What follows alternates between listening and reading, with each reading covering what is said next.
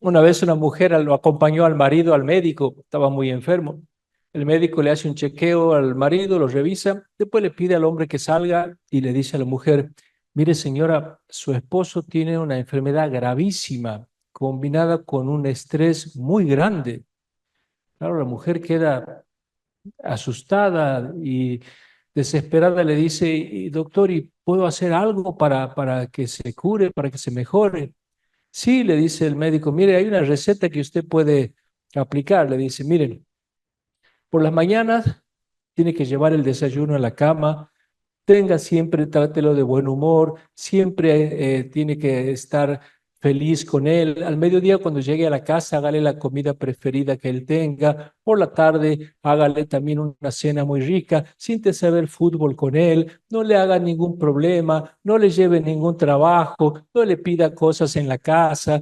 Dígale que vaya a salir con sus amigos al bar. Dele con todos los gustos que quiera. De noche, hágale masajes, mimos, todo eso. Si usted aplica esta receta, en 3 o 4 meses su marido se va a curar. Ay, bueno, gracias, dice, muchas gracias. Entonces cuando salen, el marido le dice a la mujer, mi amor, ¿y qué te ha dicho el médico? Que te vas a morir nomás. Es increíble cómo nosotros siempre estamos dispuestos a ayudar a los demás, a hacer favores a los demás, pero cuando la receta es que cambiemos nosotros, que nosotros somos los que tenemos que cambiar, ahí se nos acaban los papeles. Muchas veces decimos, ya no sé qué hacer con mi hijo, no sé qué hacer con mi marido, no sé qué hacer con mi mujer. Sí sé qué tengo que hacer, tengo que cambiar yo. Eso es lo que tengo que hacer. Pero hasta ahí nosotros nos llegamos. Y siempre hacemos lo mismo en nuestra iglesia. Queremos salir a cambiar a los demás, a convertir a los demás, a que los demás sean distintos. Empecemos por cambiar nosotros. Somos nosotros los que tenemos que cambiar, no a ninguna iglesia. El cambio tiene que empezar ya por una transformación personal. Y una linda pregunta es que nos hagamos, ¿cuándo fue la última vez que me convertí?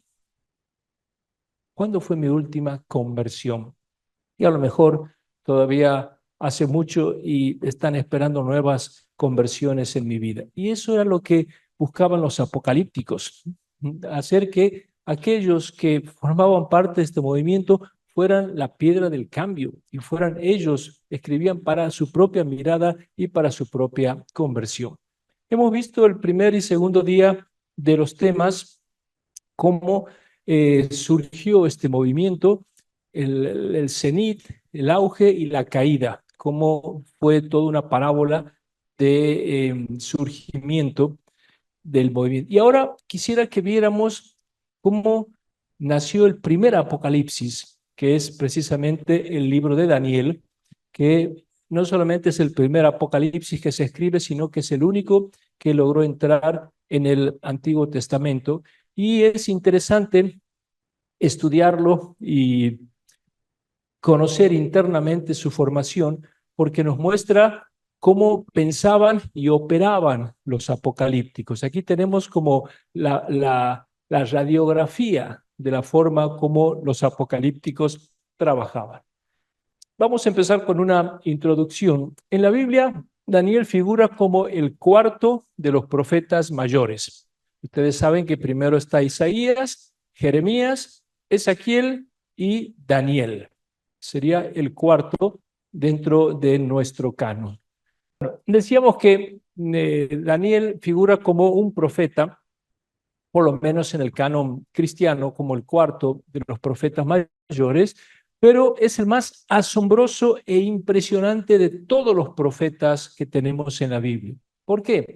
Porque según el texto que tenemos, llegó a prever acontecimientos exactísimamente con 400 años de anticipación. Ningún otro profeta de la Biblia hizo esto, poder prever sucesos, según el texto que tenemos, con la exactitud que hizo Daniel y con tantos siglos de diferencia de cuando él vivía.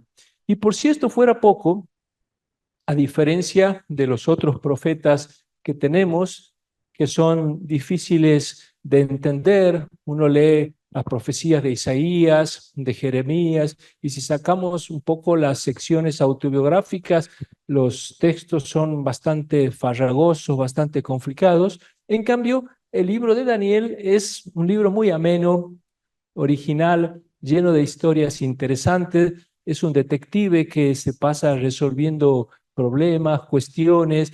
Es un libro humorístico, libro de cuentos. Entonces tiene este agregado, este añadido que no tienen los demás libros proféticos. ¿Qué cuenta Daniel? Bueno, cuenta la historia de un joven que es un profeta y se lanza a emprender aventuras apasionantes, enfrenta peligros, lo tiran en un foso con leones, en un horno con fuego, lo están a punto de matar y siempre, siempre sale airoso, vencedor de todo y resuelve todos los misterios que se le plantean. Sin embargo, cuando esa es la mirada superficial que hacemos del libro, pero si nosotros quisiéramos hacer un poco de exégesis y hacer un análisis un poco más serio del libro, entonces hay un par de preguntas que rondan en torno al libro. La primera es, si Daniel vivió en el siglo VI antes de Cristo, incluso sería el siglo VII antes de Cristo, porque dice que fue en el año 607 cuando él fue llevado preso a Babilonia. Estaríamos en el siglo VII. ¿Cómo predijo con tanta exactitud los acontecimientos del siglo segundo? Es un verdadero misterio. Como digo, ningún profeta jamás logró esta proeza. Y en segundo lugar, ¿qué le importaba a la gente del siglo VI conocer los hechos que iban a pasar en el siglo segundo? O sea, Daniel está escribiendo en el siglo VI, que es cuando él vive, el siglo séptimo y sexto, a caballo en el año 600, 500, y le dice a la gente lo que va a pasar en el año 100, siglo segundo. ¿Qué le importaba a la gente estos hechos? ¿Para qué habla con tanta antelación? Hoy los estudiosos han resuelto este enigma y ahora vamos a tratar de explicar por qué el libro aparece de esta forma. Vamos a hacer una pequeña presentación del libro. Algo nos habló el profesor Picasso esta mañana y mucho es lo que ustedes conocen del libro, pero de todos modos vamos a presentarlo. El libro de Daniel consta de dos partes bien delimitadas, bien diferentes y bien tajantes. Cuando uno lo lee de corrido, por ahí no se da cuenta de estas diferencias y mucho menos si lo leemos en castellano. Pero en una lectura original del texto nos damos cuenta de que del capítulo 1 al 6 tenemos un libro, una sección del libro. Y de los capítulos 7 al 12 tenemos la segunda sección que es bastante diferente. Ahora voy a ir presentando algunos de estos, mejor dicho, cada uno de estos capítulos, porque después los queremos analizar desde su contenido.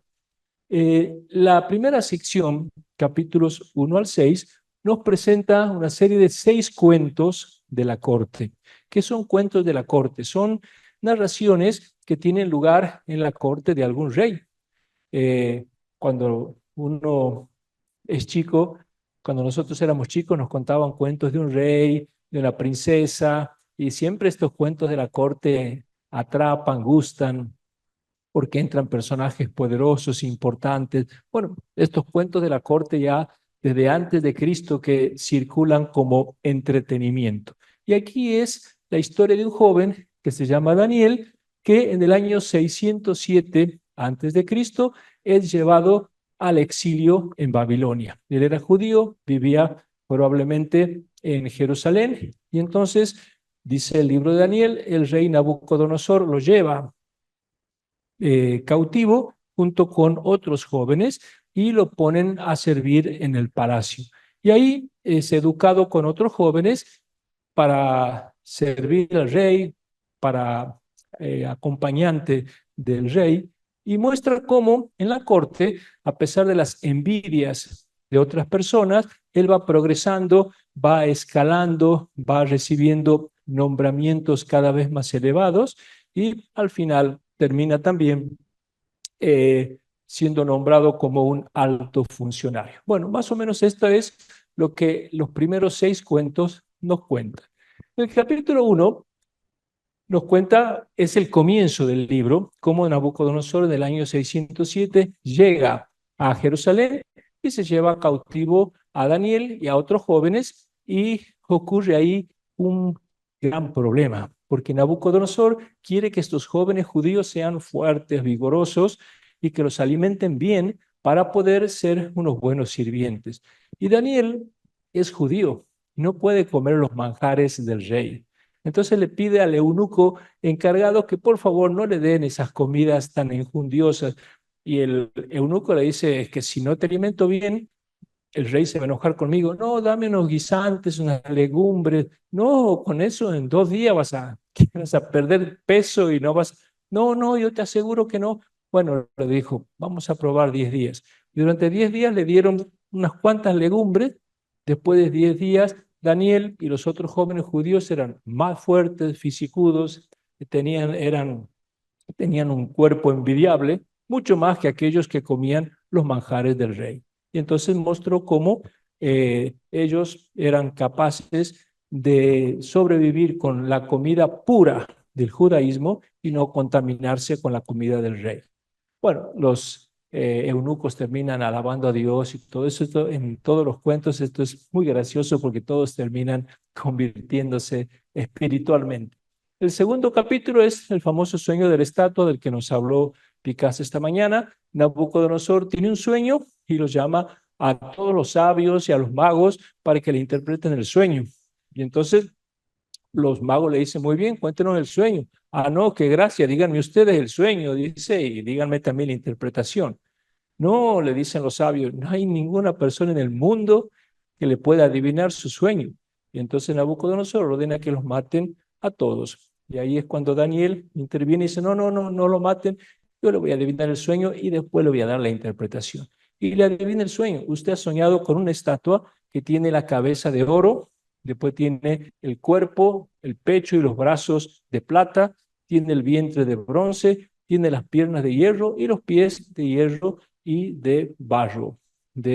Y de pronto se desprende una roca, destruye la estatua. Y le interpreta que él es Nabucodonosor, la cabeza de oro, y después son distintos reinos que se van sucediendo, y al final esa piedra es el reino de Dios, que va a venir y va a destruir todos los reinos del mundo.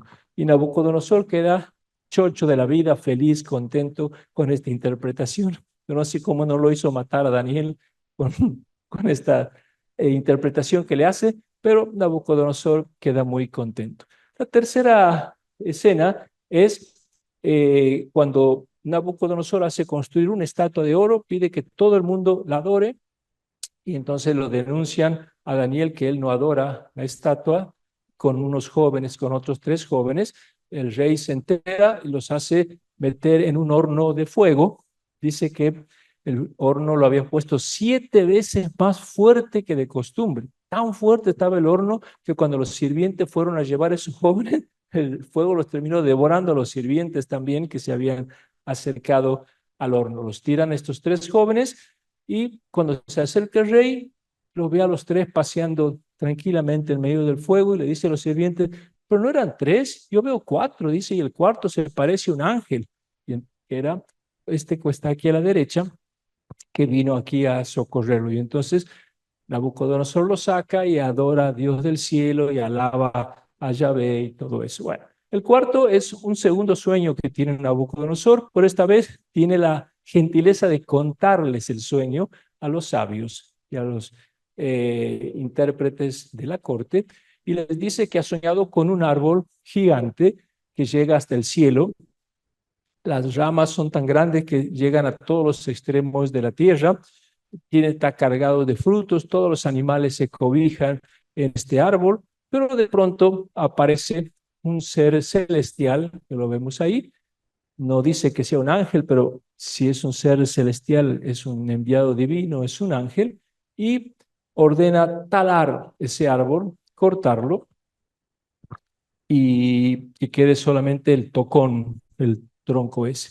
Y nadie le puede interpretar el sueño, y Daniel interpreta, le dice: ese árbol sos vos, has crecido muchísimo, te has ensoberbecido, te has extendido por todas partes, ahora Dios ordena tu final. Vas a ser despojado de la tierra y durante 7 años te vas a volver loco. Vas a vivir afuera, te va a crecer el pelo como plumas de aves, las uñas de las manos como también de aves, vas a vivir bajo el rocío, vas a comer hierba como los bueyes, y hasta que durante 7 años, hasta que reconozcas la grandeza del Dios del cielo.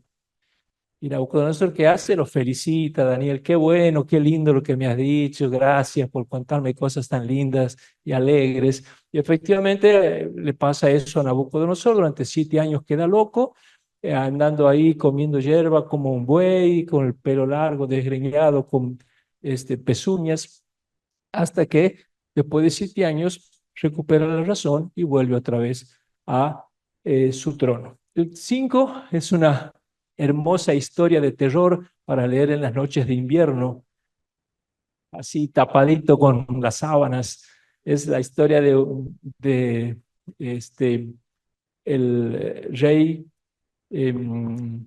Baltasar, que organiza una cena para 1000 invitados, hace traer todas las copas y vasos sagrados que había robado, dice su papá Nabucodonosor, del templo de Jerusalén, y de pronto aparece una mano.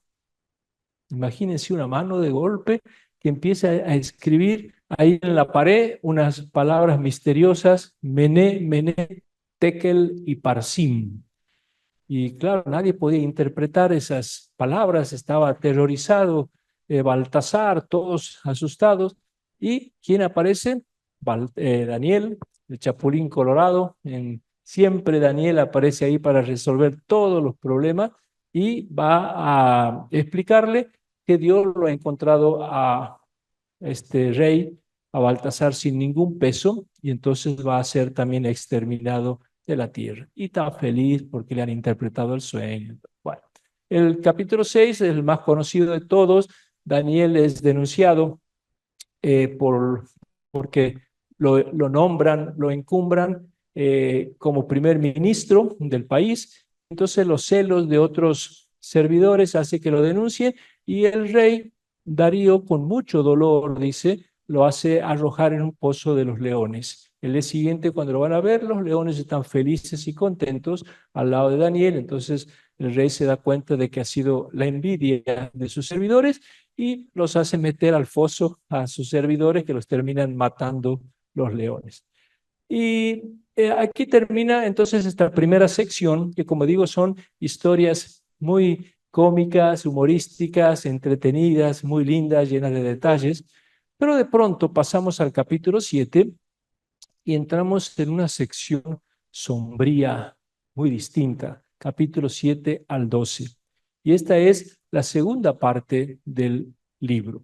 ¿Y aquí qué tenemos? Aquí tenemos 4 visiones que Daniel va a recibir de parte de Dios.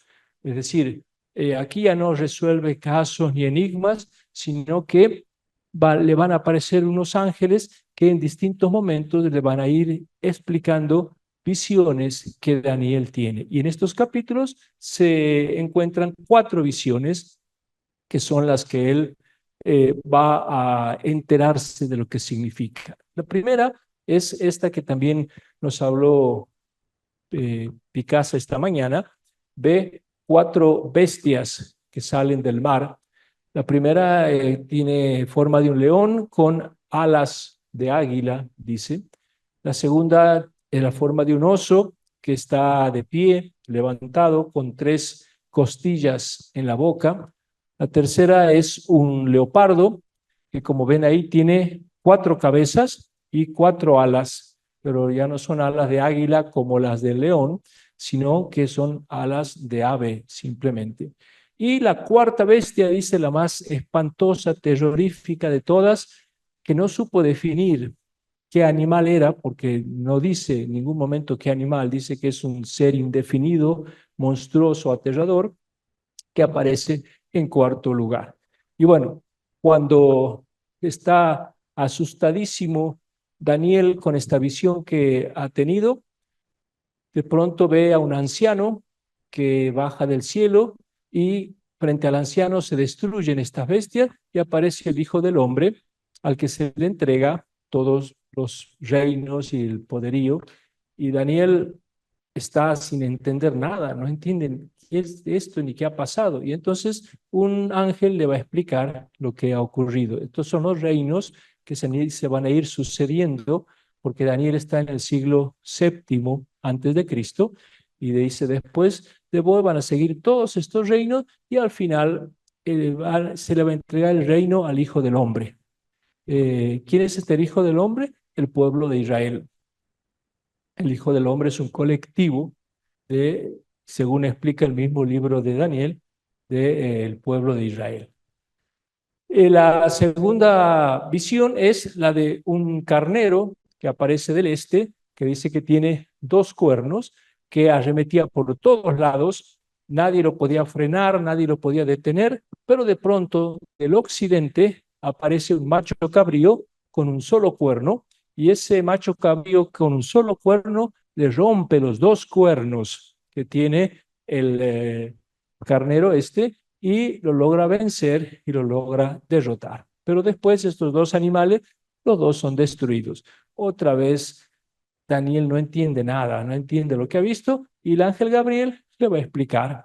El macho el carnero es con los dos cuernos representa a los medos y a los persas de Oriente y el macho cabrío es Alejandro Magno, o sea, los griegos que van a destruir a los persas, pero después todos ellos van a ser destruidos por el reino de Dios. Siempre todo termina el reino de Dios apareciendo y venciendo. En el capítulo 9 está Daniel leyendo las profecías de Jeremías, la profecía de los 70 años, donde Jeremías dice que durante 70 años va a ser pisoteada la ciudad de Jerusalén, humillado el reino, y él no entiende por qué estos 70 años, entonces se le va a aparecer otra vez Gabriel y le va a explicar, no son 70 años, son 70 semanas de años.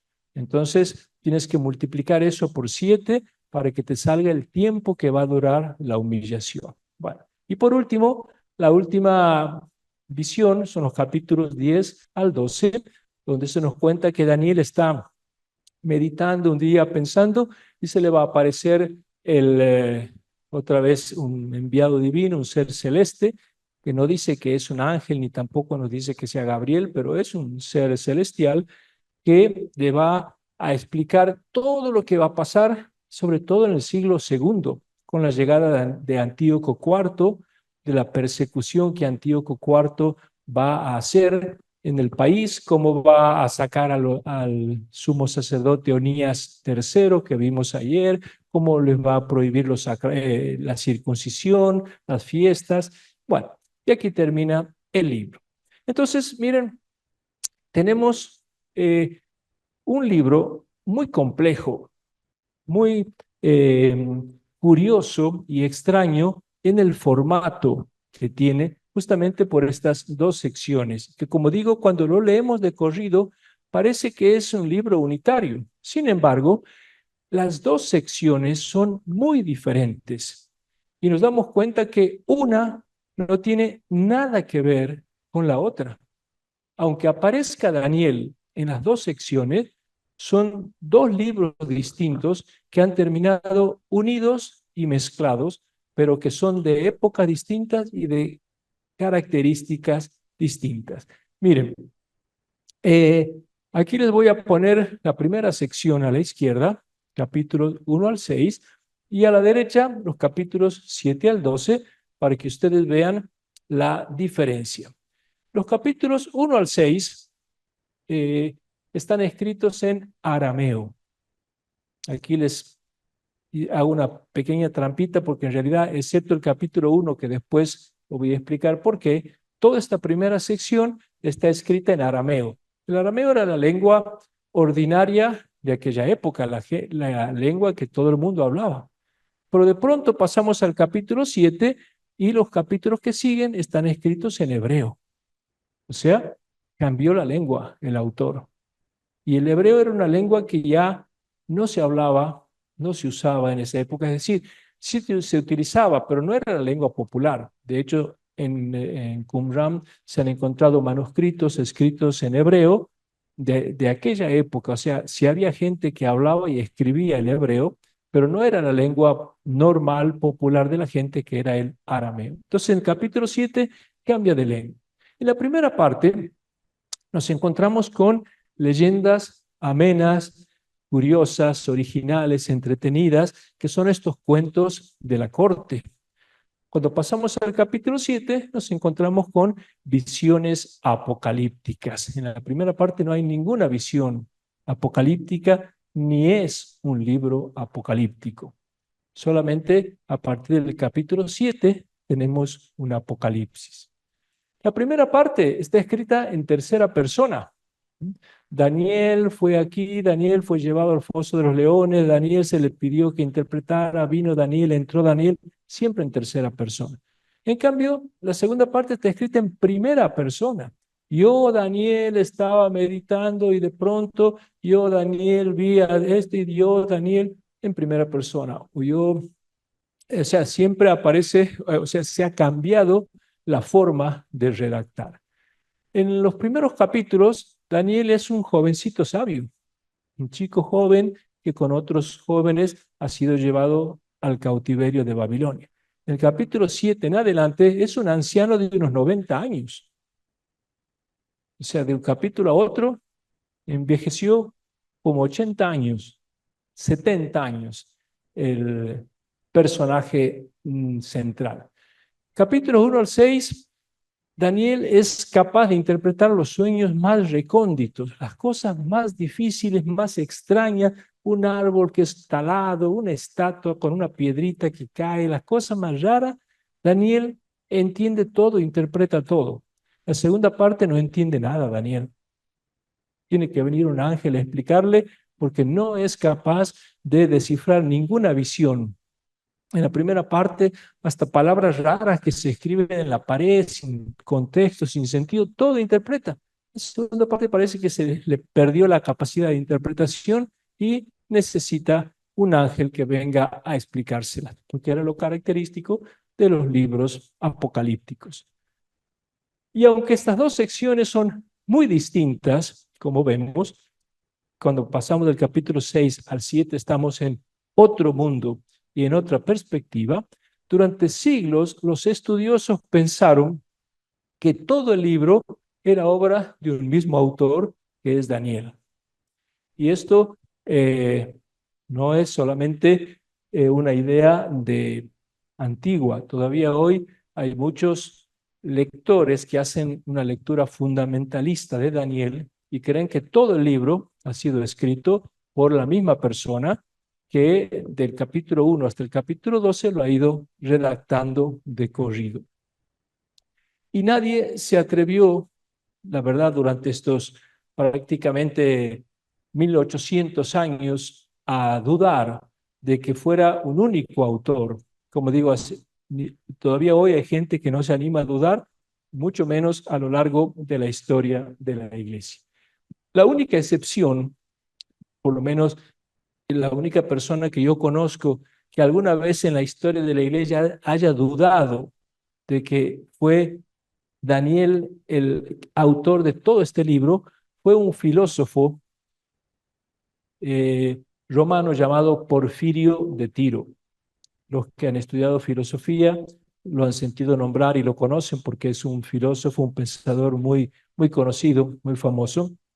Porfirio de Tiro escribió una serie de libros. En uno de esos libros, él afirmaba que Daniel en el siglo VI no podía haber escrito este libro, que era imposible que lo hubiera escrito, que era imposible que pudiera una persona en el siglo VI acertar con tanta precisión todas estas escenas y todos estos anuncios. pero su opinión desató tal catarata de críticas que sus obras fueron quemadas en la hoguera, como ha pasado muchas veces en la historia de la Iglesia con aquellos que han disentido de la opinión normal. ¿Y cómo sabemos nosotros que Porfirio negó la autoría de Daniel si sus obras fueron quemadas? La sabemos por San Jerónimo. San Jerónimo escribió un comentario al libro de Daniel que nos ha llegado, lo tenemos al comentario de Daniel, y en el prólogo él se lamenta de que Porfirio de Tiro haya dudado de que Daniel haya escrito este libro.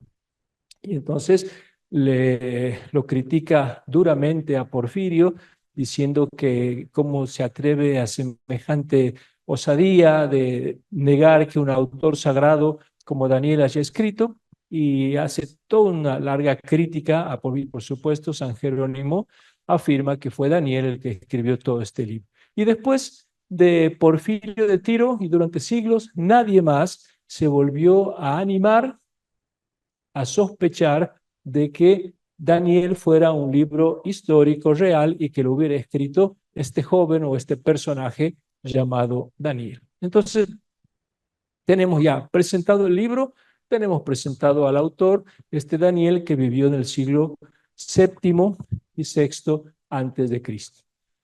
Actualmente, la crítica exegética ha cambiado y hoy hay otra mirada sobre el tema de Daniel.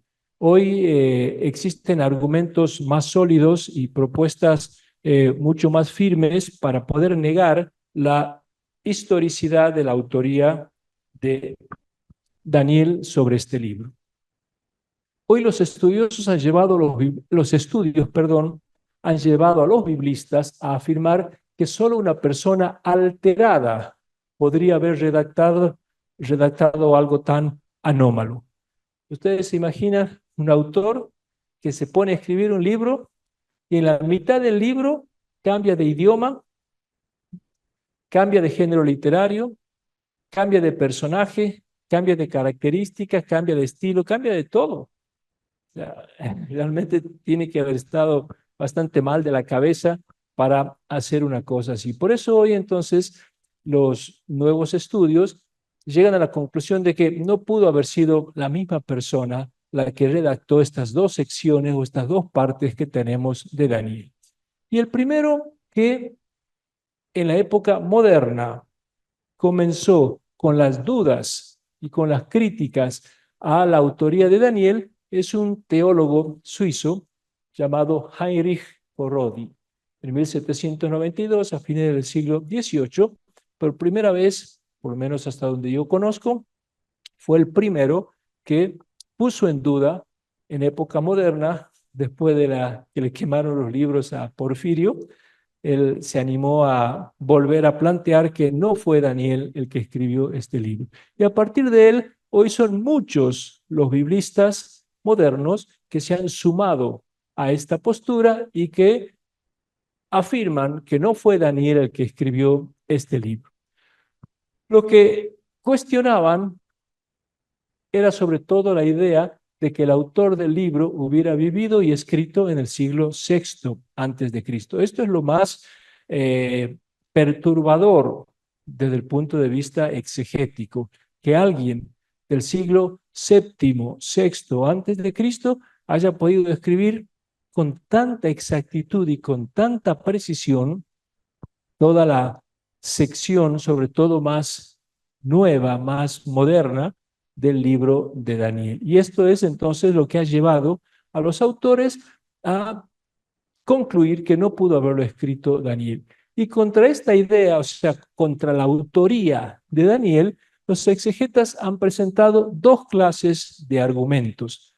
O sea, hay dos grupos de argumentos que contradicen la posible autoría de Daniel. El primer grupo de argumentos podemos llamarlo argumentos externos. ¿Qué quiere decir argumentos externos? Serían aquellos argumentos que no lo sacamos del dentro del libro, sino de fuera del libro, o sea, de otras fuentes, de otros libros, de otros contextos, pero no del libro mismo. Por eso son argumentos externos. Y después tenemos un segundo grupo de críticas o de argumentos contrarios, que son los argumentos internos. Y estos ya son tomando el libro de Daniel en sí mismo, analizándolo y haciendo un análisis interno del libro, descubrir cosas que contradicen la posibilidad de que Daniel, o quien sea que haya escrito, sea el autor de todo el libro. Vamos a ver entonces, en primer lugar, los argumentos externos al libro. ¿Qué argumentos podemos esgrimir para deducir que no lo pudo escribir Daniel en el siglo VII, VI a esta obra? En primer lugar, hacia el año 200 antes de Cristo, los judíos cerraron la colección de libros proféticos. Ustedes saben que los judíos tienen un canon, que sería la Biblia hebrea. La Biblia hebrea está dividida en 3 secciones, ¿verdad? ¿Cuáles son? La Torá, Neví, perfecto, muy bien. Una vez le tomaba un examen a un alumno y le digo, ¿cuáles son las 3 secciones de la Biblia hebrea? Me dice, la primera, la segunda y la tercera. Ah, muy bien, le dije. Con eso ya estaba aprobado el examen. Bueno, hay de todo. Ustedes por lo menos han respondido bien, no están lejos del reino de los cielos, así que. Y estas 3 secciones de la Biblia hebrea se han ido clausurando en distintos momentos. Lo que llamamos la Torá, o ellos llaman la Torá, nosotros llamamos el Pentateuco, se clausuró alrededor del año 400 antes de Cristo, pero solamente el Pentateuco. Los profetas se clausuraron alrededor del año 200 antes de Cristo. Y a partir del año 200, todos los profetas que ellos tenían los metieron en este grupo y no metieron ninguno más. No admitieron ningún otro profeta porque en el 200 se cerró. Y eso hace entonces que no hayan incluido el libro de Daniel. Ustedes saben que en la sección de los profetas judíos o en la Biblia hebrea, no aparece Daniel entre los profetas. ¿Dónde aparece? En los escritos, o sea, en la tercera sección, lo que se llama el Ketuvim, los escritos, lo relegaron a la tercera sección, pero no lo pusieron en la segunda. ¿Por qué? Porque cuando se escribió, se clausuró la segunda sección del año 200. ¿Qué pasa? No existía. Y como no existía, no lo pudieron poner. Si hubiera existido Daniel antes del año 200, seguramente habría entrado entre los profetas. Y por lo tanto, el hecho de que lo incorporaron más tarde en una sección llamada los Ketubim nos hace sospechar que tiene que haber sido escrito después del año 200 y no antes. Entonces, este joven que en el siglo VII antes de Cristo ya prevé las cosas, ya nos hace sospechar de que no es algo histórico. En segundo lugar, bueno, ahí tenemos la fecha en la que se clausura. En segundo lugar está el libro del Eclesiástico. El libro del Eclesiástico, digo, porque a lo mejor hay algunos alumnos protestantes o evangélicos que están siguiendo estas charlas, no está en las Biblias protestantes.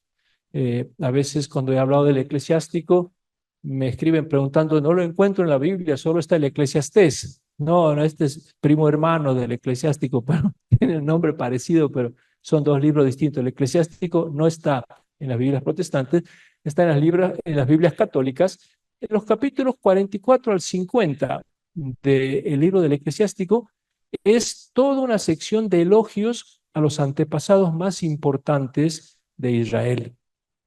Y comienza diciendo, vamos a alabar a los grandes héroes, a los ilustres personajes, y comienza todo, una alabanza, comienza con Enoc, que es el patriarca prediluviano más glorioso de los antiguos, después pasa a alabarlo a Noé, después a Abraham, después a Moisés, y así va. Y cuando llega a los profetas, en el capítulo 48, lo alaba a Isaías, que es el primer profeta al que va a alabar.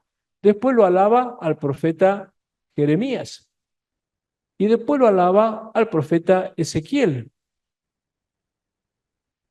¿Y a quién tendría que alabar aquí a continuación? A Daniel. Pero resulta que pasa a los 12 profetas menores. Y ahí en el medio ha salteado a Daniel. Y otra vez vemos entonces cómo eh, incluso el libro del Eclesiástico va siguiendo el orden canónico de las Biblias. O sea, las Biblias tienen Isaías, Jeremías, Ezequiel, y después están Osea, Joel, Amós, Abdías, Jonás, Miqueas, o sea, todos los profetas menores en ese orden.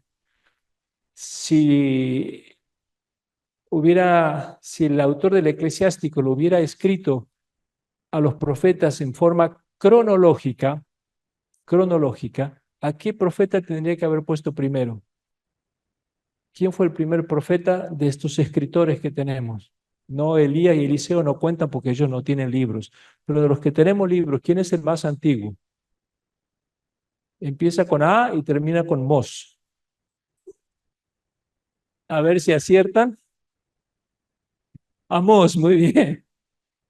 Amós. Y después empieza con Oseas, muy bien. Amós y Oseas son los más antiguos, después Isaías, o sea que tendría que haberlo puesto primero a Amós y Oseas, pero al ponerlo primero a Isaías, Jeremías y después a los 12, nos muestra que está siguiendo el orden bíblico de los libros, no el orden histórico.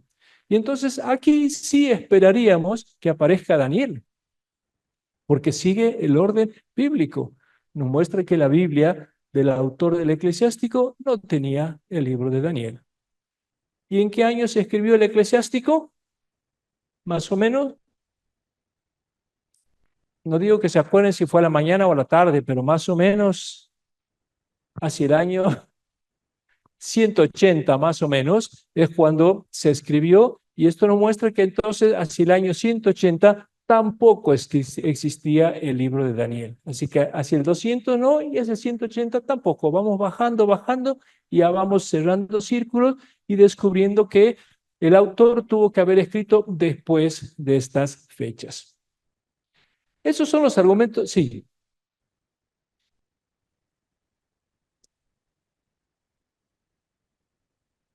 perdón. En las Biblias protestantes tampoco encuentro el capítulo 13 y 14 de Daniel. Ahí dice que son textos griegos. Los capítulos 13 y 14 en realidad no figuran en las Biblias protestantes tampoco, porque fueron añadidos en la traducción griega del Antiguo Testamento que se conoce como la versión de los 70. La versión de los 70 es una traducción que se comenzó a hacer hacia el año 250 antes de Cristo en Alejandría, en Egipto.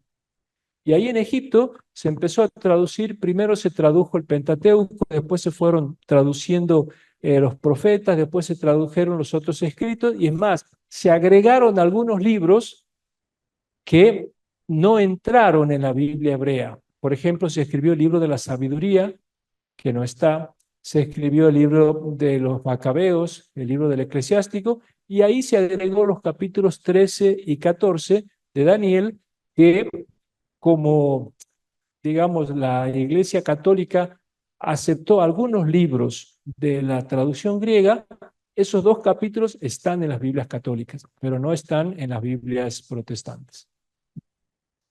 No los trato aquí ni los voy a analizar porque como tampoco forman parte de la literatura apocalíptica como tal, termina en el capítulo 12 del libro apocalíptico, entonces por eso los he obviado esos dos capítulos. Gracias a usted. Entonces, estos son los argumentos externos que nos van mostrando que no estamos ante un autor del siglo VII, VI antes de Cristo. Y ahora veamos los argumentos internos del libro, o sea, que si nosotros tomamos el libro de Daniel en sí mismo y lo analizamos con lupa, podemos también sospechar que el autor no pudo haber escrito en esta época del siglo sexto, séptimo, como afirma el mismo autor. O sea, acuérdense siempre que el libro aparece como escrito en el siglo séptimo y sexto, o sea, a caballo entre el siglo séptimo y sexto, y el autor está viviendo en esa época. Esa es la ficción literaria. Y eso es lo que estamos tratando de recalcular nosotros. Primero, en el capítulo 1 de Daniel, ¿se acuerdan cuando se presenta la llegada de Daniel y de otros jóvenes a Babilonia por Nabucodonosor?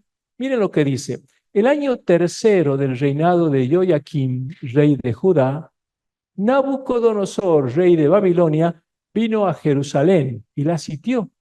El Señor entregó en sus manos a Joaquín los objetos de la casa de Dios y a algunos jóvenes israelitas de estirpe real o de familia noble. Bueno, aquí arranca el libro como Nabucodonosor invade Jerusalén y se lleva a los jóvenes. Pero nos interesa la fecha, el año tercero del reinado de Joaquín.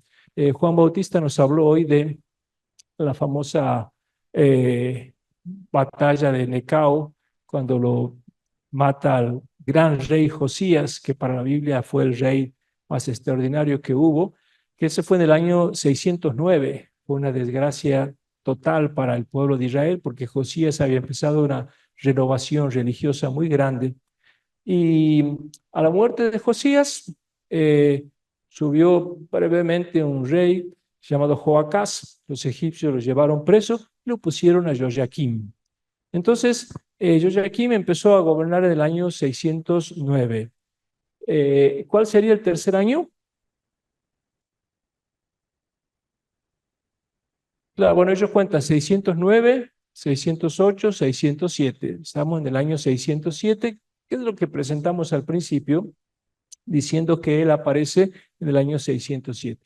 En el año 607 Nabucodonosor no era rey de Babilonia, ni invadió Jerusalén, ni vino a Judea, ni se llevó nada, ni se robó nada. En la época de 607 no hubo ningún tipo de exilio ni de nada. Aquí se está equivocando feamente el autor. Nabucodonosor asume como rey de Babilonia en el 605 e invade el país en el año 598. O sea, le ha errado por muchos años este dato que nos pone aquí el autor. Y entonces, en el año tercero del reinado de Joaquín, que es 607, no hubo ninguna conquista de Jerusalén, ni saqueo del templo, ni deportación de judaítas a Babilonia. Joaquín gobernó tranquilamente en esa época y no tenemos ningún exilio. Es más, en esta época Nabucodonosor ni siquiera era rey de Babilonia. En esta época el rey de Babilonia era Nabopolassar, que es el papá de Nabucodonosor. Y entonces, este dato, Nabucodonosor sube al trono en el 605 cuando muere su papá. Por lo tanto, este dato es erróneo y no corresponde a la historia. Segundo lugar, en capítulo 4, ¿se acuerdan la visión del árbol, ese grande que llega al cielo y que lo talan y todo? Ahí dice que por 7 años va a quedar loco, va a perder todo. Al punto se cumplió la palabra de Daniel en Nabucodonosor, fue arrojado entre los hombres, se alimentó de hierba como los bueyes, su cuerpo fue bañado del rocío del cielo, hasta crecerle sus cabellos como plumas de águila, sus uñas como las de las aves. Al cabo del tiempo fijado, 7 años, yo, Nabucodonosor, levanté los ojos al cielo y la razón volvió a mí. O sea, estuvo 7 años loco, perdió el trono y después lo recuperó. Ahora, resulta que nosotros sabemos que esto nunca pasó. Nabucodonosor nunca estuvo loco y nunca estuvo 7 años sin trono. Nunca fue depuesto y nunca recuperó este trono. Entonces, según la crónica que tenemos de la historia, siempre gobernó Nabucodonosor en la plenitud de sus facultades. Así que aquí también se equivoca el autor. Y tampoco fue en ningún momento despojado durante 7 años del trono de Babilonia. gobernó hasta su muerte de manera ininterrumpida. Un tercer error lo encontramos en el capítulo 5. ¿Se acuerdan cuando aparece la mano esa que escribe unas palabras extrañas? El rey Baltasar empieza diciendo, dio un gran festín en honor de sus 1000 dignatarios y en presencia de estos 1000 bebió vino. Bajo el efecto del vino hizo traer los vasos de oro y plata que su padre Nabucodonosor se había llevado del templo de Jerusalén para que bebieran en ellos el rey, sus dignatarios, sus mujeres y sus concubinas. Bueno, aquí cualquiera que sabe un poco de historia sabe que Baltasar era hijo de Nabonid, no de Nabucodonosor. O sea, cuando muere Nabucodonosor, viene otro rey que se llama Abel-Marduk. Después de ese viene otro rey, después viene otro rey, después viene Nabonid, y Nabonid fue el último, no hubo más reyes. Y Baltasar fue el hijo, pero fue un príncipe que nunca llegó a ser rey de Babilonia. Así que, y en primer lugar, se equivoca al decir que es hijo de Nabucodonosor, es tataranieto de Nabucodonosor. Y en segundo lugar, se equivoca al decir que era rey de Babilonia cuando fue un simple administrador de una región. Nunca fue Baltasar rey de Babilonia. Su padre fue el último rey, que es Nabonid. En cuarto lugar, también en este mismo capítulo 5, de la mano esta que aparece, dice, aquella noche, después que le interpreta el sueño y se queda muy contento el rey, dice, aquella noche cuando los persas derribaron el imperio babilónico, fue asesinado Baltasar, el rey de los caldeos, y Darío el Medo, que tenía 62 años, recibió el reino. Nosotros conocemos por las crónicas que nos han llegado que los medos tomaron Babilonia sin derramar ni una gota de sangre. Pacíficamente les abrieron las puertas, o sea, no lo mataron ni a Baltasar ni a nadie, porque los babilonios estaban tan hartos de su rey, que era Nabonid. Nabonid fue este rey que los desilusionó tanto a ellos y que se había ido a gobernar, no gobernaba, se había ido a pasar temporadas en otra parte del reino. La gente estaba sin rey, estaba desilusionada. Cuando llegaron los medos con Ciro, le abrieron las puertas, lo dejaron entrar, no hubo ninguna batalla.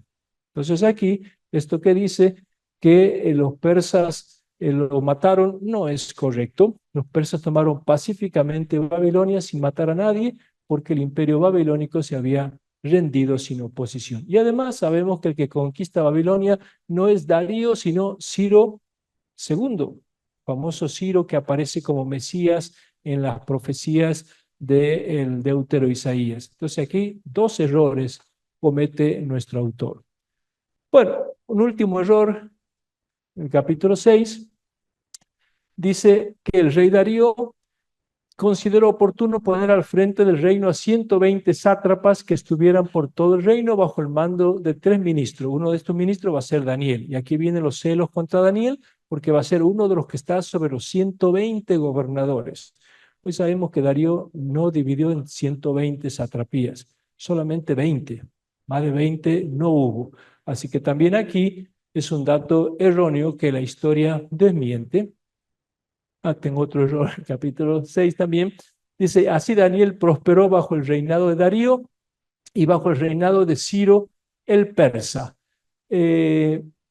Aquí dice que sucesivamente Daniel ha ido creciendo y volviéndose importante, primero bajo el reinado de Darío y después bajo el reinado de Ciro. ¿Qué error encuentran ustedes aquí? Exacto, primero fue rey Ciro y después en realidad Cambises, que lo ignora, y después Darío. O sea, el primer rey de todos los persas, medos o persas eran lo mismo, fue Ciro, después viene Cambises, que Daniel no lo menciona, y por último Darío. Y aquí ha puesto al revés, primero Darío y después Ciro. Se ve que se le han mezclado los nombres. Y aquí en el capítulo 9, cuando habla de las famosas la visión de las semanas de años, dice, el año primero de Darío, hijo de Asuero, Daniel le llama Asuero al rey Artajerjes. pero está bien, es una manera de hablar, de nombrarlo.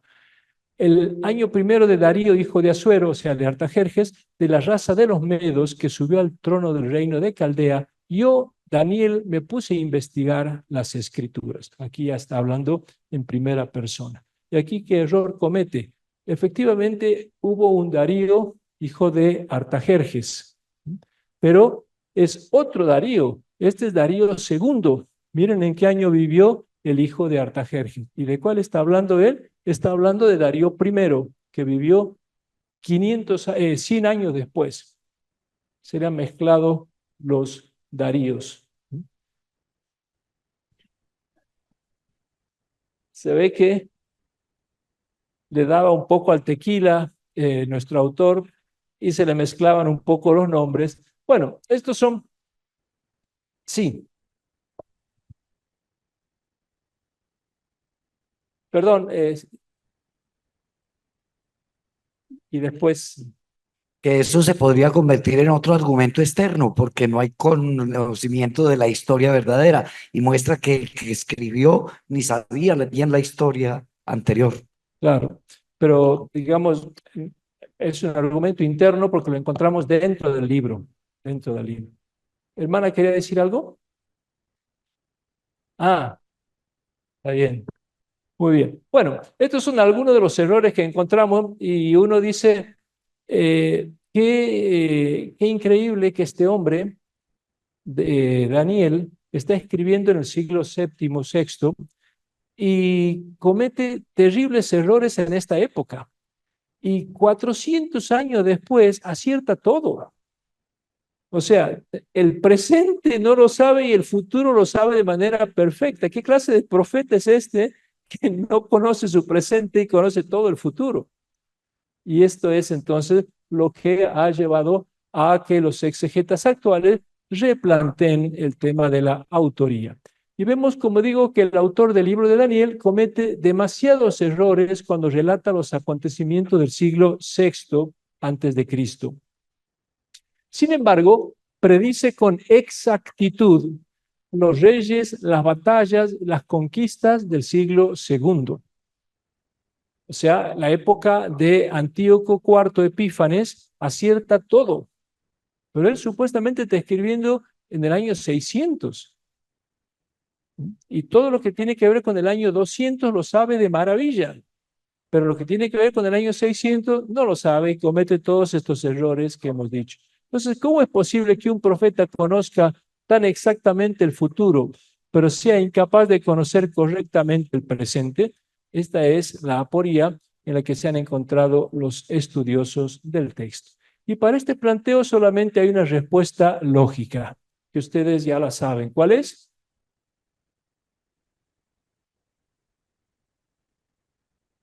El autor está escribiendo en el siglo II. No hay otra solución. Si acierta todo el siglo II y yerra todo el siglo VI, pero dice que está escribiendo en el siglo VI, es porque está escribiendo en el siglo II y se ha presentado de manera ficticia, no en el siglo VI, sino en el siglo II. Esa es entonces la solución que hoy los exegetas proponen del libro de Daniel. Y entonces, el trasfondo del libro de Daniel nos presenta entonces esta solución. El enigma que hemos planteado de cómo es posible de que este autor desconozca su presente y conozca tanto el futuro, el autor vivió en el siglo II, pero se sitúa artificialmente en el siglo VI antes de Cristo. Entonces, una cosa es la ficción literaria, otra cosa es la historia. Históricamente él vive en el siglo II. La ficción literaria es del siglo VI antes de Cristo.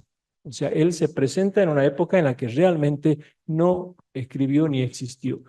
Dice que escribe en esa época y que va a profetizar lo que sucederá en los siglos futuros. O sea, el autor dice, yo vivo en el siglo VI, el año 600, 500, y ahora les voy a contar todo lo que va a pasar hasta el año 200. Eso es lo que dice el autor en la ficción. En realidad, él está viviendo en el año 200. Y qué chiste, así cualquiera puede profetizar cuando ya sabe todo lo que ha pasado? Y ese es el gran chiste que nos hace Daniel, que él ya conoce todo lo que dice que va a profetizar.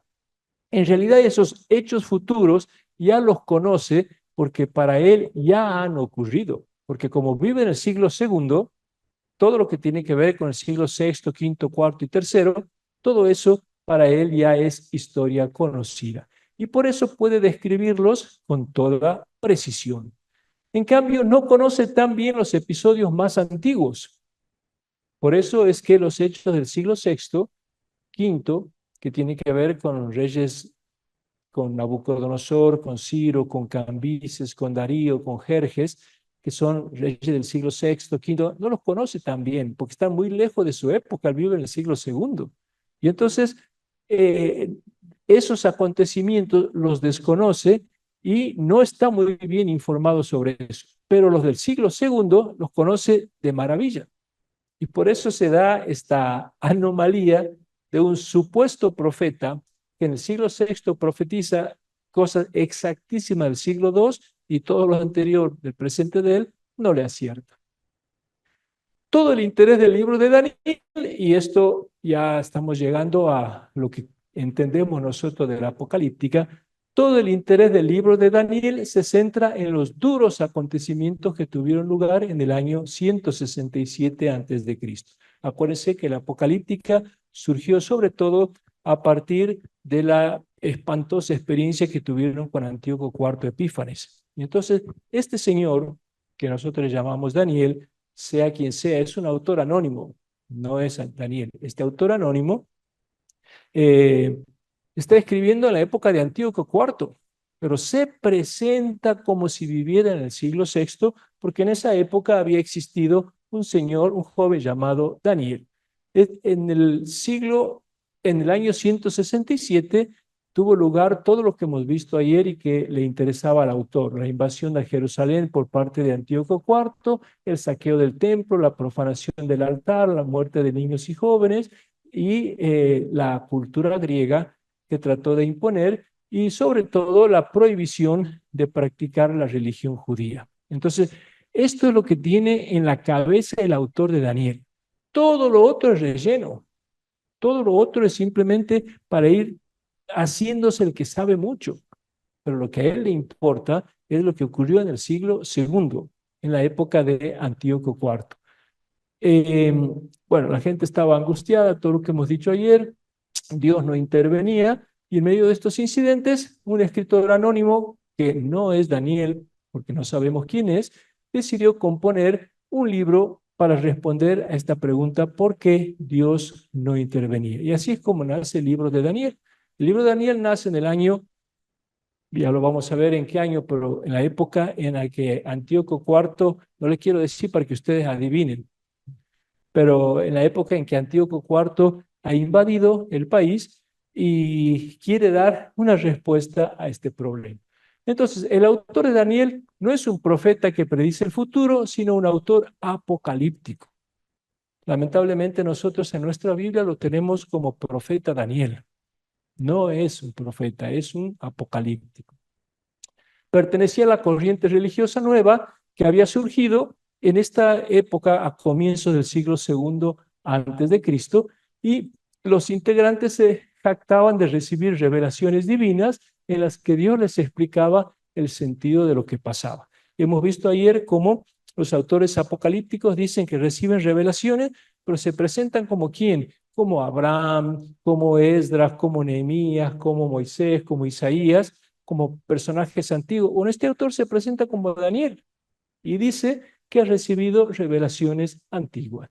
Y decían que todo lo que ocurría estaba previsto por Dios, eso era lo que trataba de dar paz a los lectores, y que esos males iban a acabar pronto porque estaba a las puertas el reino de Dios.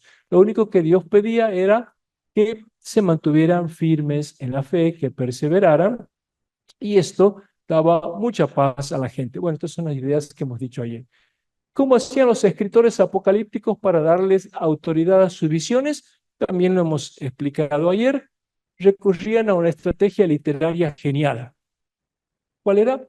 Presentarse como autores del pasado. Entonces, con esta estrategia genial, se presentaban como que ellos habían vivido varios siglos antes y estaban viendo el futuro. Entonces, escribe Isaías, cosa del futuro, Abraham, cosa del futuro, pero en realidad son todos autores que han vivido en aquella época posterior. Pero para darle credibilidad a sus visiones, dice, no, esto es escrito a Abraham. ¡Wow! ¿Cómo le ha acertado a todo a Abraham? ¿Cómo le ha acertado todo a Moisés? No le han acertado nada, ya sabían lo que había pasado, porque eran autores todos posteriores. Y así podían contar cosas ya sucedidas, pero como si estuvieran por suceder. Y esto se llama, esto lo conocen ustedes, profecías post-eventum, o sea, después de los acontecimientos. ¿Qué es una profecía post-eventum? Es cuando le ponen en boca de una persona una profecía que en realidad ya ha pasado, pero aparece como que la anuncia en el futuro. Esta estrategia también la encontramos en los evangelios. Por ejemplo, Jesús tres veces anuncia su pasión. Camino a Jerusalén, San Marcos capítulo 8, 30, 9, 30 y 10, 31. Tres veces Jesús con todo detalle cuenta lo que le va a pasar cuando llegue a Jerusalén. Que los gentiles lo van a apresar, lo van a torturar, lo van a matar, lo van a escupir, lo van a golpear, lo van a crucificar y va a resucitar. ¿Y cómo sabe Jesús eso? Jesús nunca supo eso. Jesús nunca supo que lo iban a matar en Jerusalén.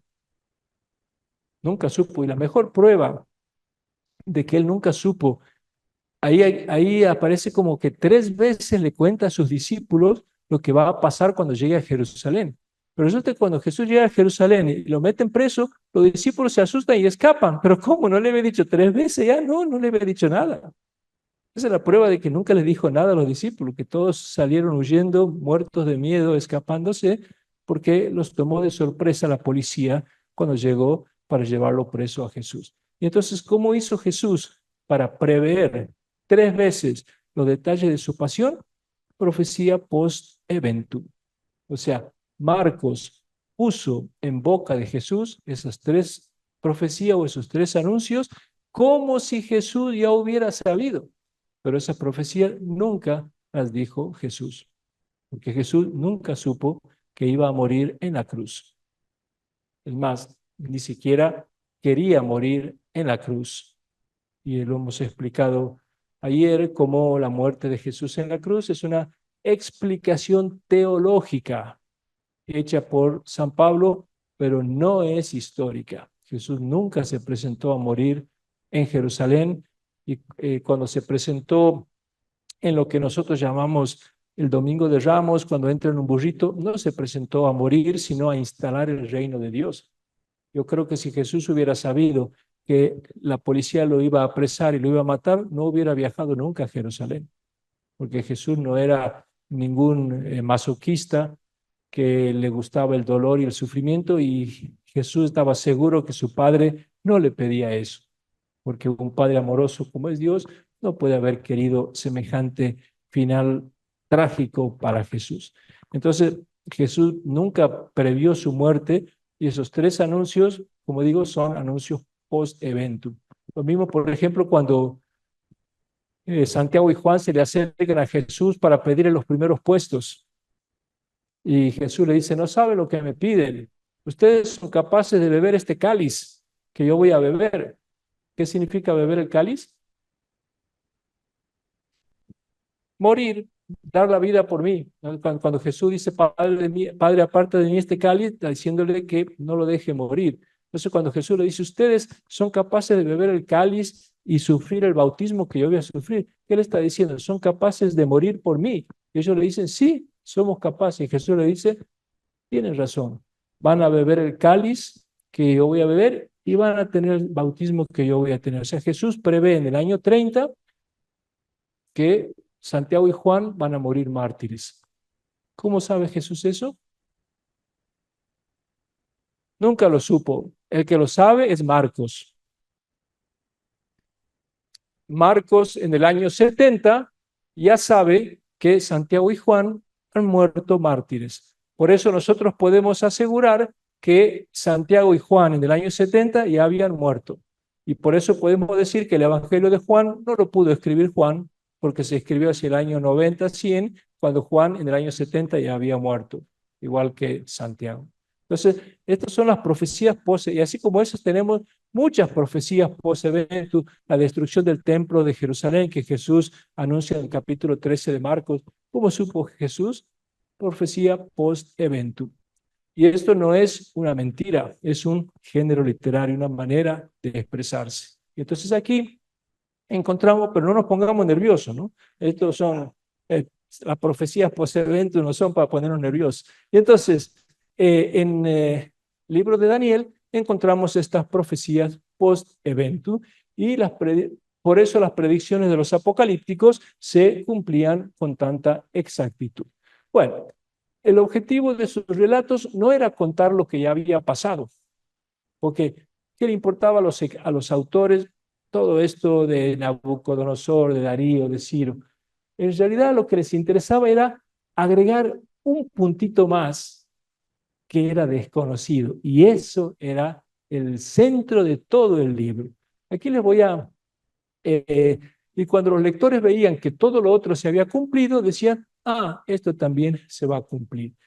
Aquí les voy a poner, bueno, esto vamos a saltearlo porque no nos interesa tanto, pero, eh, a ver, aquí.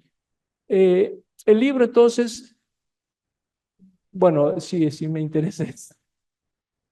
El autor apocalíptico entonces escribe los capítulos 7 al 12, que son el Apocalipsis con las visiones, pero andaba circulando el librito de los capítulos 2 al 6, que son las historias de la corte.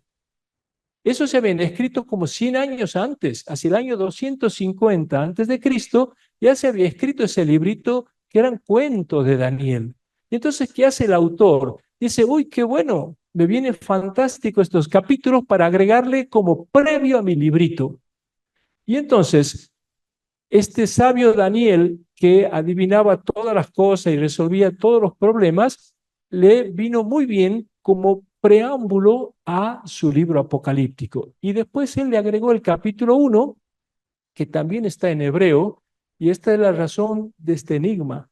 El capítulo 1 está en hebreo, del 2 al 6 en arameo, y del 7 al 12 en hebreo otra vez. Entonces, como el autor había escrito en hebreo del 7 al 12, le agrega un capítulo 1 de prólogo para que cuente la llegada de Daniel. Y entonces convirtió estas historias de la corte, estos cuentos, en preámbulo de un apocalipsis. Por eso hoy los capítulos 2 al 6 de Daniel hay que leerlos como parte de un apocalipsis, porque así han quedado ya inmersos, pero en realidad tuvieron una vida independiente 100 años antes, circulando como cuentos entretenidos de un joven sabio que resolvía problemas. Y entonces el libro queda como escrito en el siglo VII de un joven llevado prisionero y recibe visiones del futuro. Y aquí me interesa este esquema que les voy a hacer. Miren, aquí está la ficción literaria. Este es el año en el que está supuestamente escribiendo Daniel. Y esta es la época verdadera del autor. El autor se sitúa allá, en el siglo VII antes de Cristo, y cuenta como si fuera Daniel, que vive aquí, todo lo que va a pasar hasta allá. Y por eso, miren, cuenta supuestamente estando aquí que van a llegar los babilonios, cuenta que van a llegar los medos, cuenta que van a llegar los persas, cuenta que van a llegar Alejandro Magno, cuenta que van a llegar los Ptolomeos, cuenta que van a llegar los Seleucidas. Miren, les sigo haciendo blanco cada vez más oscurito para mostrar cómo cada vez va acertando más. Y esta es la parte más floja. ¿Por qué? Porque es la más lejana a él. Y entonces esta sección previa, la más antigua, es donde comete varios errores. Esto que le marco en rojo, todo esto es la parte que comete varios errores porque es la más lejana a él. Y al revés, cuando llega al siglo II, las visiones se vuelven muy detalladas y acierta perfectamente. ¿Por qué? Porque está escribiendo en esa época. Pero la ficción lo ha puesto allá. ¿Mm? Muy bien, y al llegar entonces al siglo segundo, profetiza, aunque ya sabe, todo esto que hemos visto ayer, la subida al trono del rey Antíoco IV, la forma como se apoderó del trono, los saqueos de Judea, la campaña de Antíoco, todo esto lo hemos visto con mucho detalle ayer, incluso hemos leído la segunda campaña con Egipto que les sale mal y entonces se enoja, vuelve otra vez a perseguir a los judíos, profana el templo, prohíbe las fiestas, construye el altar pagano, todo esto. Bueno, y ahora ustedes me dirán, ¿y cuál es el objetivo de este libro? ¿Para qué escribe esto? Si todo esto ya lo sabía todo el mundo. Y aquí viene, y hemos llegado ahora al centro del libro, al momento exacto, porque aquí le hago un círculo, aquí está escribiendo, ¿qué le interesa ahora al autor? Agregar algo nuevo, que es a donde apunta. O sea, ahora da un salto hacia adelante y profetiza la muerte del feroz Antíoco IV. Y esto era lo único que le importaba, o sea, ha escrito todo lo otro, nada más que para contar esto. ¿Y saben qué? Justo esto no le acierta. Es la única parte del libro que no le acierta. ¿Por qué? Y porque no ha pasado y no la sabía.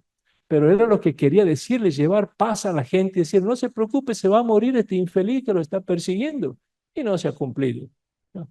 Por eso, el autor no conoce esta parte porque no ha sucedido. Todo lo otro, más o menos con errores o sin errores, lo puede decir, pero esto no. Dice, cuando profetiza la muerte de Antíoco IV, dice que va a morir entre el mar, que es el mar Mediterráneo, y el santo monte de la tierra del esplendor, que es Jerusalén. O sea, dice que Antíoco IV va a morir ¿en dónde? En Tierra Santa. ¿Y saben dónde murió? En Oriente. Y dice que va a morir sin que nadie lo ayude.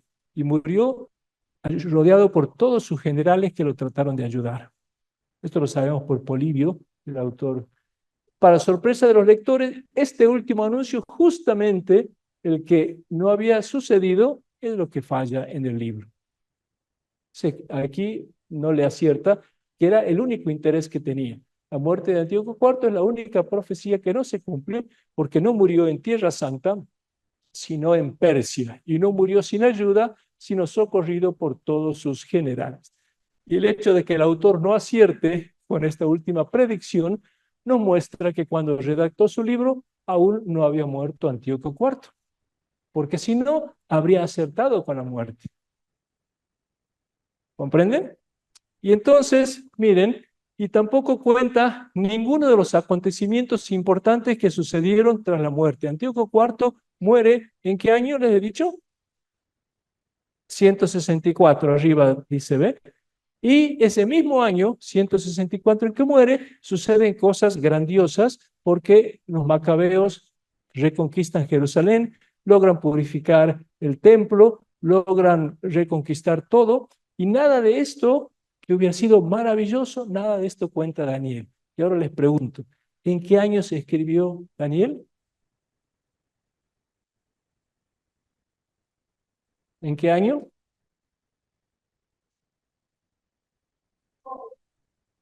No, 167 no.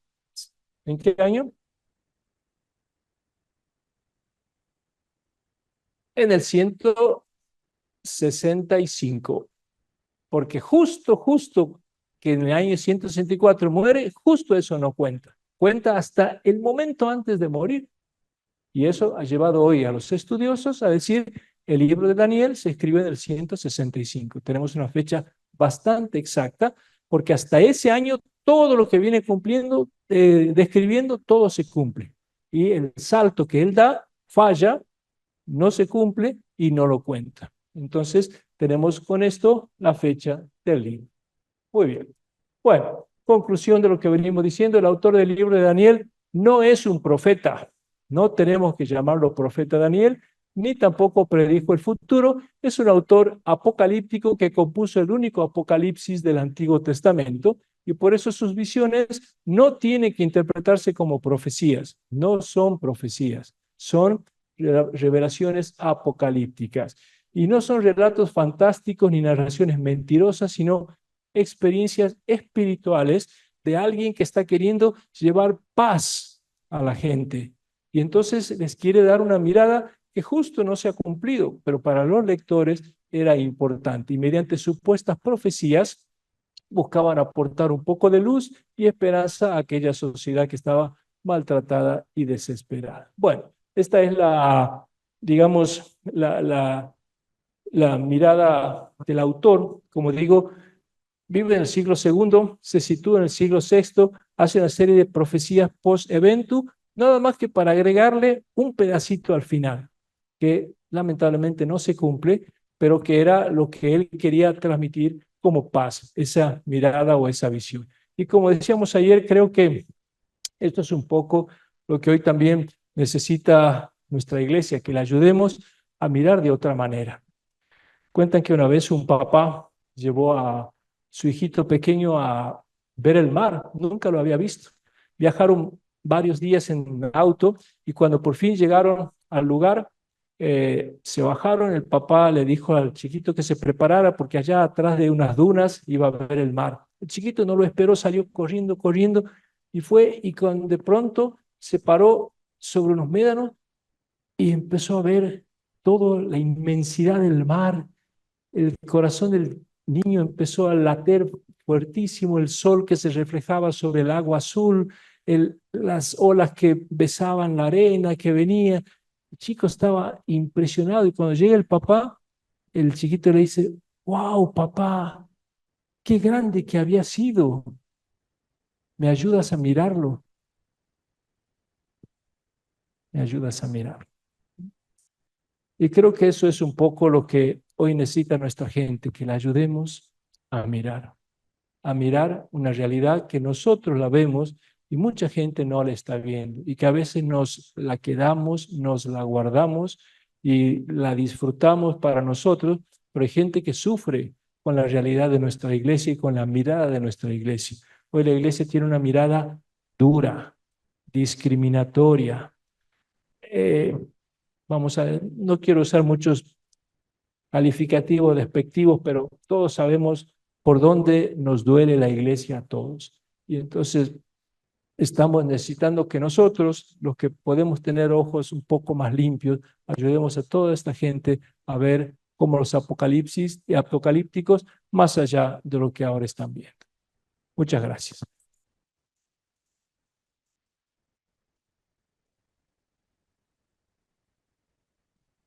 Aprovechando que no está el padre Manuel, tenemos 4 minutos. ¿Alguien tiene alguna pregunta? Ninguna, muy bien. Si aquí en la sala alguien tiene algo que decir, Sí. o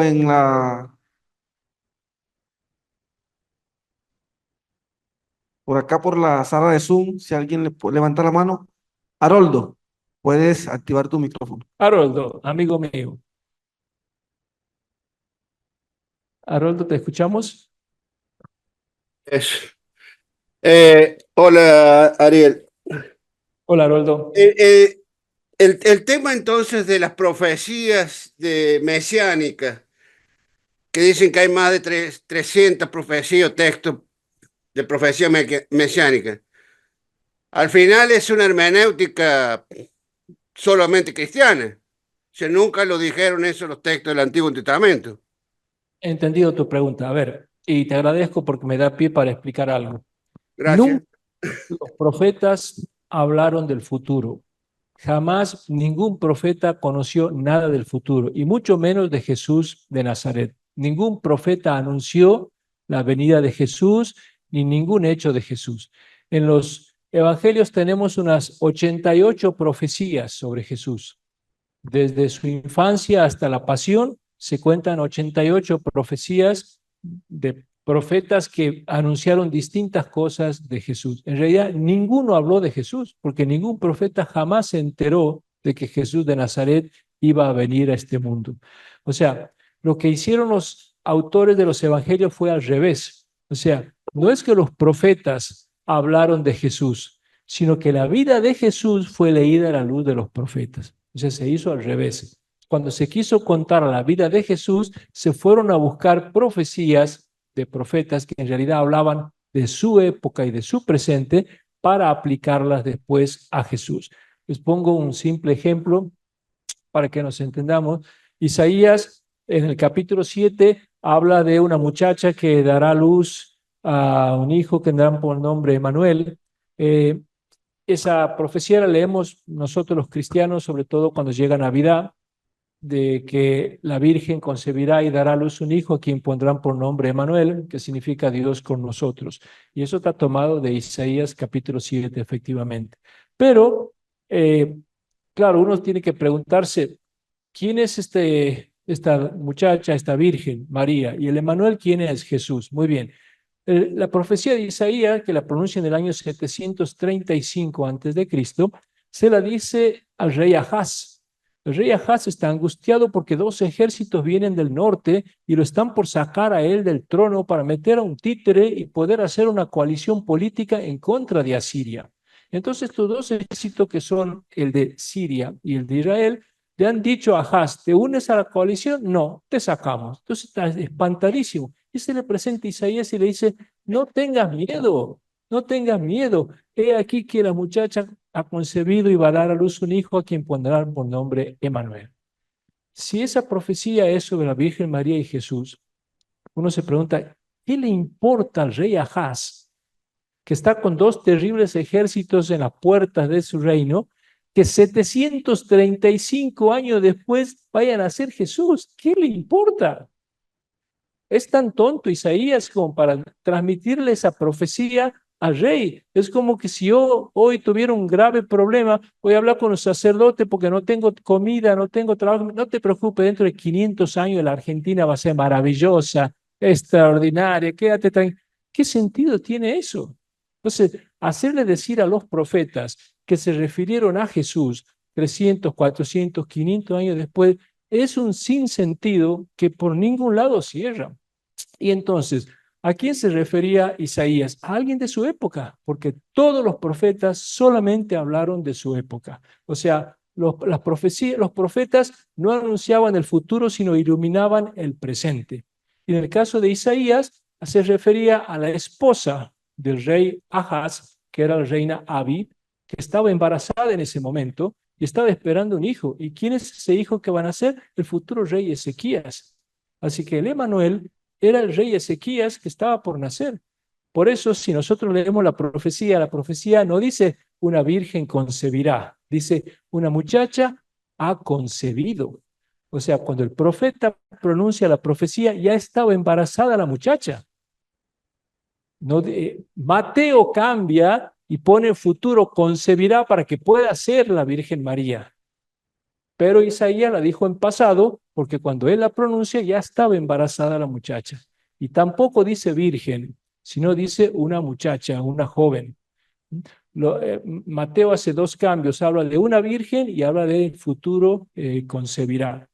En realidad no es Mateo, es la versión, digamos, la versión de los 70, la que hace el cambio, la traducción griega de Isaías, y Mateo, como Mateo leía el Antiguo Testamento en griego, encontró estos 2 cambios que le vinieron perfectos y lo puso. Entonces, Isaías se refería al rey de su época, a la reina de su época y un embarazo de su época. 735 años después, Mateo dice, no, pero esto tiene una segunda aplicación y lo hizo aplicar a Jesús. Y esto lo pueden hacer con todas las profecías que ustedes encuentren en los evangelios referidas a Jesús. Todas. No se refiere ninguna a Jesús. Todas tenían una aplicación en su época y en su momento, porque los profetas no adivinaban el futuro, sino que iluminaban el presente. Bueno, ahora sí damos por Bueno, terminado. muy bien. Muchas gracias al doctor Ariel por esta experiencia del día de hoy. Corto porque después Manuel no me da más trabajo. Muchas gracias a ustedes que se conectaron y nos vemos mañana a las 9 de la mañana, hora de Colombia.